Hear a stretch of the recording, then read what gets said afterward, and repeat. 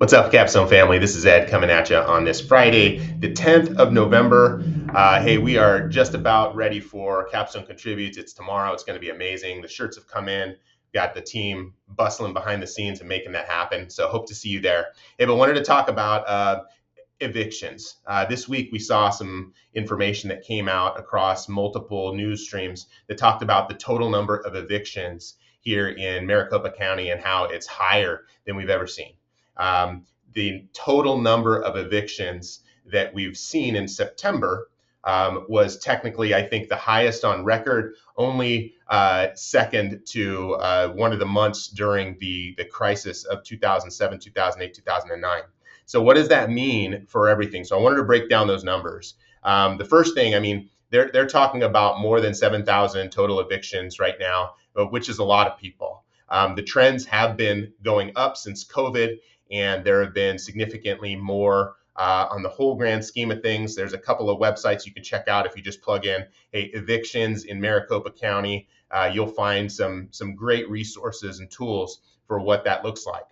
The struggle with the data and the struggle with the way that it's being pitched is that we also have had tremendously more households that have been built since that time. So just between the years 2009 and 2019, there were over 50,000 new properties built, rentals here in the Valley that were specifically built as rentals. So think about just that number and how it factors in and is going to skew total households and what percentage of those total households are actually going through a current eviction right now.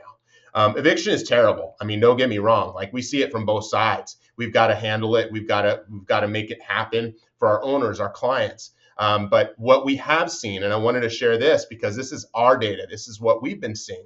So for this year so far, and again, let me get back to total stats. We saw more than, 7,800 evictions in September as a whole in Maricopa County. August was 7,600. So it did go up from 76 to 78. They say it's the highs that we've not seen since the housing crisis of 2008. The per capita eviction rate climbed to 115 eviction filings per 115 eviction filings per 10,000 people. So that is a number that at least relates to how many people. It went up from like 105, which was 5 years before. That was, 5 years before the pandemic was at 105 filings per 10,000. It went up to 115 filings per 10,000. So it has in fact gone up since prior to COVID. So yes, there is an increase. How much of an increase are we seeing? So this year total, we've seen 5 total evictions. Of those 5 total evictions, 3 of those people have been displaced. The other 2 are, basically ended up staying in the properties. With that information, I mean, think about that. We manage over 620 doors at this point, and we've had only 5 this entire year. That doesn't include what we have seen and the big spike that we just saw this last month, which corroborates what people are seeing on the eviction side, is we saw 5-day notices almost double. So for this last month, what we generally will see is 5-day notices. That's when somebody doesn't pay their rent for 5 days. On that 5th day, they're going to get a notice that says, hey, you have now 10 days after that 5-day notice to come due with the money, or you're going to be, basically dealing with an eviction. And from that eviction, then it goes to court. The lawyer proceeds to handle it however they're going to handle it. And the person then either has the option of coming to the table with all of the money that it costs to do all of that to make you whole as the owner, or vacate the premises. So that's a whole other process.